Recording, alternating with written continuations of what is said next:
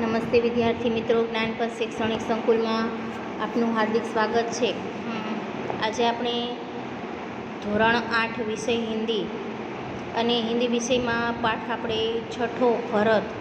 તો આગળના વિડીયોમાં આપણે આ પાઠની ભાષાંતર સહિત વિસ્તૃત સમજૂતી પણ મેળવી અને આજે આપણે આ વિડીયોની અંદર તે જ પાઠના જે પ્રશ્નોત્તરી છે તેની ભાષાંતર સહિત સમજૂતી આજે આપણે મેળવશું. તો ચાલો શરૂઆત કરીએ.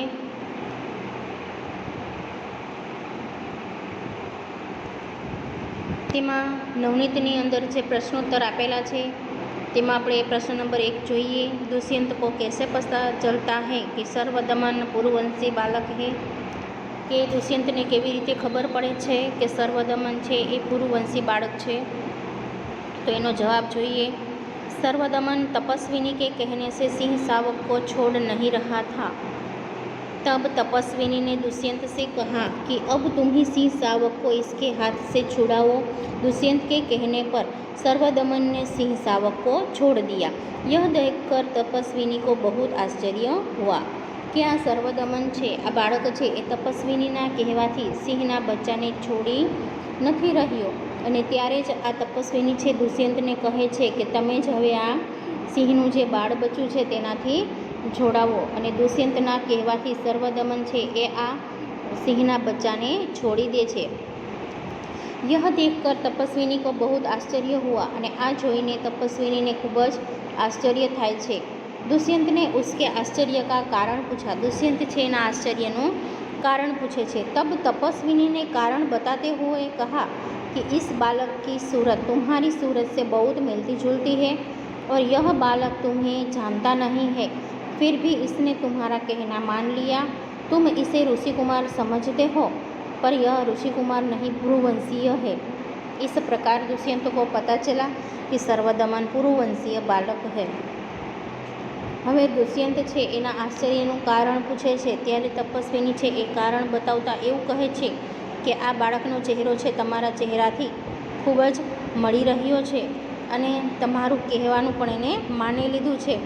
તો કહે છે કે તમે આને જો ઋષિકુમાર સમજતા હોય તો એ ઋષિકુમાર નથી પરંતુ પૂર્વવંશીય છે. અને આવી જ રીતે દુષ્યંતને એ ખબર પડે છે કે સર્વદમન છે એ પૂર્વવંશી બાલક છે. હવે બીજો પ્રશ્ન જોઈએ.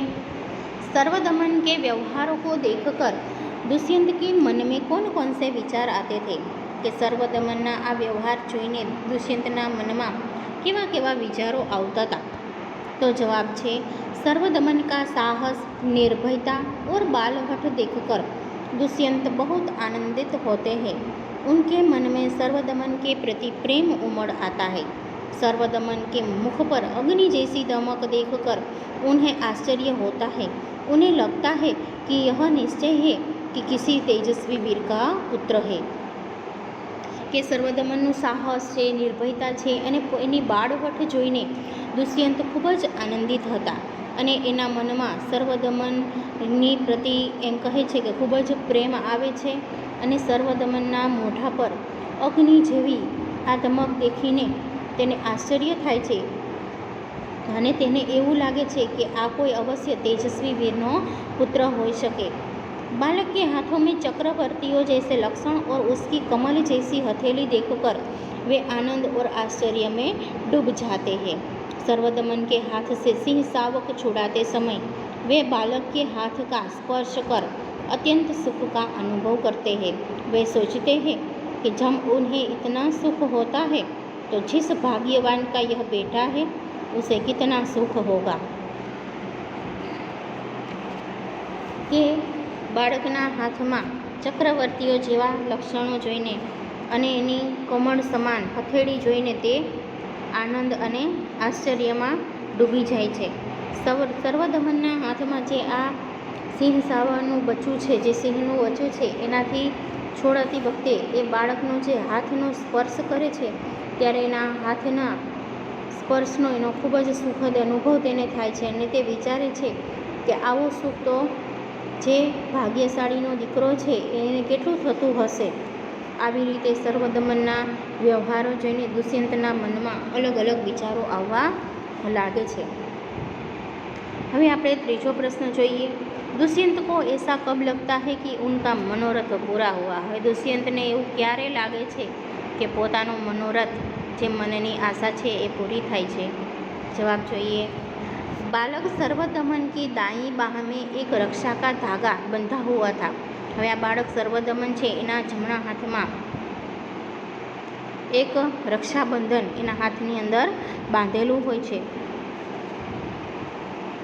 इस रक्षाबंधन का नाम अपराजित था। હવે આ રક્ષાબંધન જેને દોરો બાંધ્યો હોય છે એનું નામ શું હોય છે?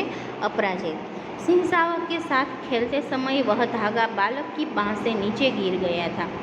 કે જ્યારે આ સિંહના બચ્ચા સાથે રમે છે ત્યારે આ રક્ષાબંધન છે પોતાના હાથમાંથી નીચે પડી જાય છે। दुष्यंत जब उसे उठाने लगे तो तपस्विनियों ने उन्हें रोका, फिर भी उन्होंने उसे उठा लिया। કે જ્યારે દુષ્યંત છે એ આ રક્ષાબંધનને ઉઠાવવા લાગે છે તો આ જે તપસ્વિનીઓ છે એને રોકે છે અને છતાં પણ એને ઉઠાવી લે છે।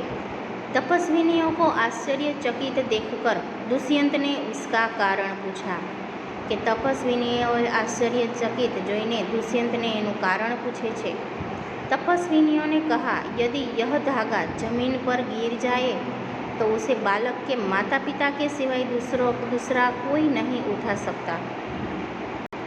કે વિચાર કરે છે કે જો આ રક્ષાબંધન છે જમીન પર પડી જશે तो आ बाळकना माता पिता सिवाय इन्हें कोई बीजू उपाड़ी सके नहीं।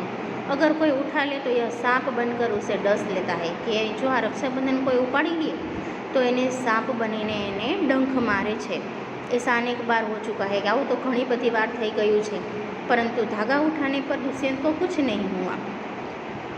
कि आ रक्षाबंधन है ये उपाड़ती वखते तेने कंई थतुं नथी। इसे सिद्ध हो गया कि वे बालक के पिता है અને આવી જ રીતે સિદ્ધ થાય છે કે તે બાળકના પિતા જ છે। उस समय राजा दुष्यंत को लगता है कि उसका मनोरथ पूरा हुआ અને ત્યારે જ તેને એવો વિચાર આવે છે કે મારો મનોરથ છે જે પૂરો થાય છે। હવે પ્રશ્ન ચોથો જોઈએ। इस एकांकी के आधार पर बालक सर्वदमन की विशेषताओं का वर्णन कीजिए। કે આ કહાનીના આધારે સર્વદમનની જે વિશેષતાઓ છે એનું વર્ણન કરો। जवाब જોઈએ। सर्वदमन सुंदर, स्वस्थ और आकर्षक बालक है। उसका मुख अग्नि के समान दमक रहा है। उसका साहसी और निर्भीक स्वभाव देखकर आश्चर्य होता है। सिंह शावक के साथ खेलने में वह जरा भी नहीं डरता। शावक की माँ सिंहनी का भी उसे भय नहीं है। वह इतना हठी है कि तपस्विनियों के समझाने का उस पर कोई असर नहीं होता। उसके हाथ में चक्रवर्ती सम्राट के लक्षण है। उस खिलौने स्वाभाविक लगता है। કે સર્વદમન છે એ સુંદર, સ્વસ્થ અને આકર્ષક બાળક છે। તેનું મોઢું છે અગ્નિની સમાન ચમકી રહ્યું છે। તેનો સાહસી અને નિર્ભય સ્વભાવ જોઈને આશ્ચર્ય થાય છે। સિંહના બચ્ચાની સાથે સાથે રમીને તે જરા પણ ડરતો નથી। શાવક કી માં એટલે કે જે સિંહનું બચ્ચું છે એની માં જે સિંહણી છે એને જરા પણ ભય नहीं। वह इतना हठी है कि तपस्विनी के समझाने पर कोई असर नहीं होता। कि एटलो जिद्दी बाळक है कि आ तपस्विनीओ छे एना समझावाथी एना पण कोई असर थती नथी। तेना हाथमां चक्रवर्तीओनी समान तेना लक्षणों छे अने एने अने आ बधाय एना जे रमकड़ाओ छे एनाथी जोईने स्वाभाविक आपणने पण एवुं ज लागे छे।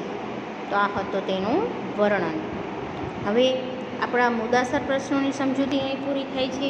ત્યારબાદ આપણા જે નવનીતિની અંદર બે વાક્યના પ્રશ્નો છે તેની સમજૂતી આપણે મેળવી। એમાં પ્રશ્ન નંબર 1, ઋષિઓ ने बालक का नाम सर्वदमन क्यों रखा। કે ઋષિઓ છે એને બાળકનું નામ સર્વદમન જ કેમ રાખે છે? જવાબ જોઈએ। बालक वन के पशुओं के बच्चों के साथ निडर होकर खेलता था। इसी साहसी और निर्भीक स्वभाव के कारण ऋषियों ने उसका नाम सर्वदमन रखा था। कि बाळक छे वनना पशुओं साथे बच्चाओं साथे एमनाम निडर थईने रमे छे।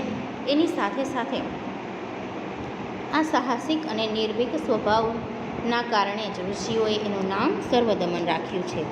बीजो प्रश्न छे, दुष्यंत बालक के प्रति आकृष्ट क्यों हो रहा था કે દુષ્યંત છે આ બાળકના પ્રત્યે ખૂબ જ એમ કહે છે કે આકર્ષિત કેમ થઈ રહ્યા હતા? તો જવાબ, बालक स्वस्थ सुंदर निर्भीक तथा हठीला था। उसकी इन्हीं विशेषताओं पर मुग्ध होकर दुष्यंत उसके प्रति आकृष्ट हो रहे थे કે બાળક છે સ્વસ્થ સુંદર અને નિર્ભીક એટલે કે નિર્ભય અને એકદમ હઠીલો એટલે કે જીતી હતો અને આ બધી જ વિશેષતાઓને લઈને તે મુગ્ધ થઈને કહે છે કે દુષ્યંત એના પ્રત્યે આકર્ષિત થઈ રહ્યો। ત્રીજો પ્રશ્ન છે, दुष्यंत के क्या कहने पर बालक ने सिंह शावक को छोड़ दिया કે દુષ્યંતના શું કહેવા પર બાળક છે એ સિંહના બચ્ચાને છોડી દે છે? दुष्यंत ने बालक से कहा कि प्राणियों के बच्चों को सताना तपोवन के आचरण के विरुद्ध है और इससे तुम्हारे कुल की भी निंदा होती है। उनके ऐसा कहने पर बालक ने सिंह शावक को छोड़ दिया।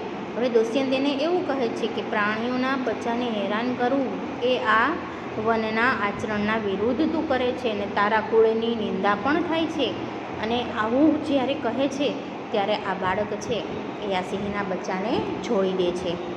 ચોથો પ્રશ્ન, दुष्यंत ने पूर्ववंशीय जीवन की कौन सी दो रीतियाँ बताई કે પૂર્વવંશી જીવન છે એનું જીવન કેવું હોય છે એનું બે એની જે રીતભાત કઈ બતાવે છે? તો જુઓ, दुष्यंत ने पूर्ववंशीय जीवन की दो रीतियाँ बताई। एक, वे वृद्धावस्था में महलों में रहकर पृथ्वी की रक्षा और पालन करते हैं કે તે યુવાવસ્થામાં મહેલોમાં રહીને પૃથ્વીની રક્ષા કરે છે અને એનું પાલન કરે છે। બીજું, वृद्धावस्था में वे तपस्वियों के आश्रम में वृक्षों के नीचे कुटी बनाकर रहते हैं કે વૃદ્ધાવસ્થામાં તે આ તપસ્વીનીઓ જે આશ્રમ હોય છે ત્યાં વૃક્ષોની નીચે ઝૂંપડી બનાવીને રહે છે। આ બે પૂર્વવંશીય જીવનની રીતિયા છે। હવે પ્રશ્ન નંબર 5 જોઈએ, दुष्यंत क्या जानने के लिए व्याकुल है? હવે દુષ્યંત શું જાણવા માટે થઈને વ્યાકુળ છે?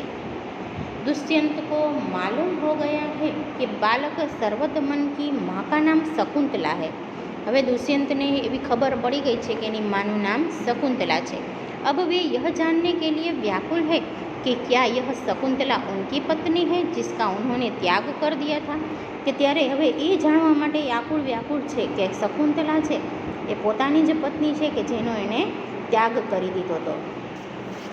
તો આ થયા આપણા બબે વાક્યના પ્રશ્નોની સમજૂતી। હવે ત્યાર પછી જે આપણે નીચે આપેલા છે એક એક વાક્યના પ્રશ્નો એ જોઈએ। સર્વદમન ક્યાં કરના ચાહતા હતા કે સર્વદમન શું કરવા માંગે છે? તો જવાબ છે સર્વદમન સિંહ શાવક કે દાંત गिनना चाहता था કે સર્વદમન છે આ સિંહના બચ્ચાના દાંત ગણવા માંગે છે।